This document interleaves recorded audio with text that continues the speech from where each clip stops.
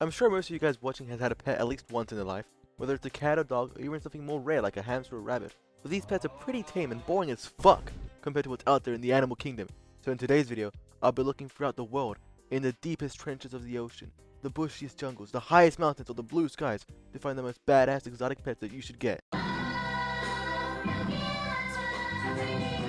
You all have that one friend that's a bit stupid. Maybe his parents dropped him as a kid, so he plays League of Legends and thinks Big Mouth is a good show. Well, imagine them with a bit more hair. A monkey as a pet would go so damn hard. The video of an orangutan putting on some guy's jacket automatically makes a simian a certified badass. I don't know anything whatsoever about classifying apes and monkeys, so to me they're all the same. And I'll talk about them as if they were, since I'm a racist, species, apist, whatever the hell it is. Whoa. I just realized apist sounds real bad. I'm not an apist. I don't touch them unconsensually or consensually. No touching is happening whatsoever. I prefer human women. If only they preferred me back. A gorilla as a pet would be cool as shit. Hell, these guys wouldn't even be pets. I'm sure they're chill enough to join the friend group. They wouldn't be chill when they're ripping your faces off or tearing your limbs apart, but as long as you don't rage bait them, your safety is like half assured. If you think about it, living with a monkey is the same as living with a lazy, unemployed bummer roommate. Neither clean up after themselves, eat whatever you have without remorse, sit around and do nothing all day, and probably smell like shit. So for that regard, a monkey clears because at least they're funny. Fly high, Harambe. Picture this. Tigers plus cocaine. Boom! White tigers are awesome as hell. They are some majestic mofos. Now you may be wondering what makes white tigers so special compared to a regular tiger? Well, for once in these videos, I'm going to be educational since the WWF, Worldwide Fund for Nature, you know the guys with the panda logo? They state that white tigers are only a result of a genetic mutation called leucism. So not only is this tiger a shiny, it is also a mutant, aka an X-Men. It being a mutant is sick as fuck. Unfortunately, they are a result of inbreeding, so that's not as sick. And it's a shame since it only comes from harsh inbreeding in captivity. So, blame Alabama for that one. Overlooking the tragic exploitation of them, if we wanted a more ethical, cool white cat, the snow leopard is a great alternative. Unfortunately for me, I live in Australia, and I'm sure importing a snow leopard over from the freezing mountaintops of the Himalayas over to the burning down under might actually just cause them out. I also want to reiterate that even if I was rich, which I'm not, maybe one day, inflation is a bitch after all, I would not own these animals since it's pretty cruel to do so. But yeah, owning one of these white felines would be a great way to flex on your friend Joey, who just has a boring ass regular domestic short hair. How does someone make a memorable entrance? Some of you may say arriving in a helicopter or skydiving from a plane, but you would be wrong. Obviously, the coolest way to make an entrance would be to have a flock of eagles lull you as you descend from the skies while you're in a fresh suit. That's a fantasy I've always had since I was a kid. Just a flock of birds pick me up and take me wherever I please. No matter how unfeasible that may seem, you gotta admit, it would be pretty badass. Out of all the birds you could keep as pets, eagles are definitely up there. God bless America.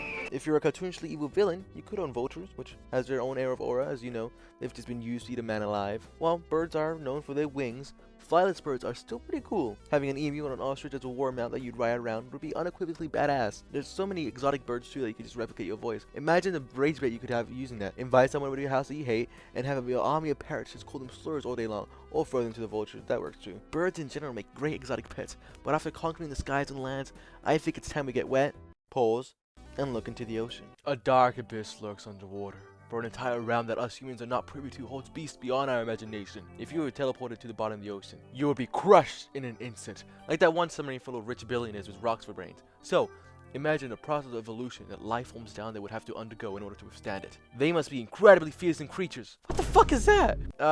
So, even if not everything down there is cool, just their exoticness alone would be sick to keep them as pets. I don't want to see a blobfish, however, when I wake up every in the morning.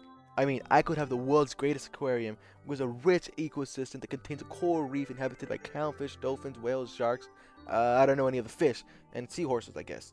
And in the corner, there was a singular blobfish. I'm incinerating that tank. I mean, I'm throwing car batteries in it, I'm pissing and shitting in it, I'm washing all of them down the toilet. I don't be associated with those things. However, to make up for that mistake, God created alcohol. And the Kraken.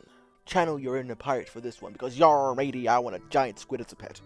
The way I imagine is in my own mega badass mansion, only for boys, no girls allowed, there will be a singular room in the basement surrounded by water.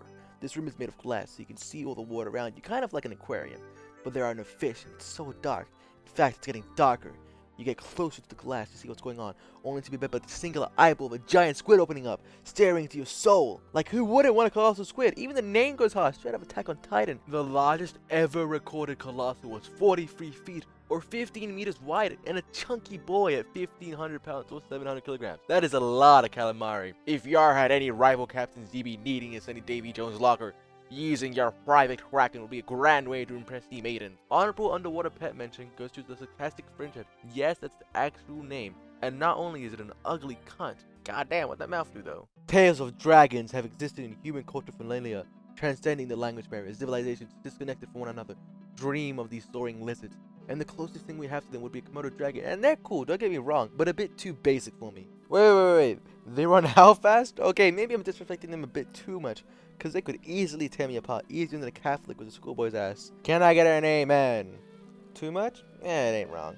Nah, instead, my choice for a pet reptile would be, and I'm sorry that they suffer the pain of existence, a Garu. You just know he was bullied in high school with a snout like that, and I'm sorry, man, but they're like if a crocodile was plopped into Photoshop, and they got a special ed kid to mess around with it, resulting in that!